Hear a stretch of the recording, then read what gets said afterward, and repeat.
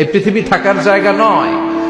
কিয়ামতের সময় আল্লাহ তাআলা মালাকুল মাউতকে বলবেন, সবার রূহ কবজ করে দেন, সবার, কেউ থাকবে না, সবার রূহ কবজ হয়ে যাবে। আল্লাহ মালাকুল মাউতকে বলবেন, মালাকুল মাউত কি অবস্থা? বলবে সব শেষ। মাইয়াব্বা, কে বাকি?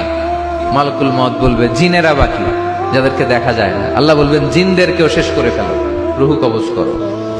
মালাকুল মাউত আজরাইল জিনদের রূহ কবজ করবে। আল্লাহ এবার জিজ্ঞেস করবে, ইয়া মালাকাল মাউত আখবিরনি মাইয়াব্বা, এবার বলো আর কে বাকি? মালাকুল মাউত বলবে, আল্লাহ মানুষগুলো সব শেষ, জিনগুলাও শেষ, এবার বাকি ইবলিস শয়তান, ইবলিসরেও শেষ করো, ইবলিসও শেষ। আল্লাহ আবার জিজ্ঞেস করবেন, ইয়া মালাকাল মাউতি মাইয়াব্বা, আর কে বেঁচে আছে বলো। মালাকুল মাউত বলবে, আল্লাহ আপনার কথা অনুযায়ী পৃথিবীর সব মানুষের রূহ কবজ করলাম, সব জিনদের রূহ কবজ করলাম, ইবলিসের রূহ কবজ করলাম,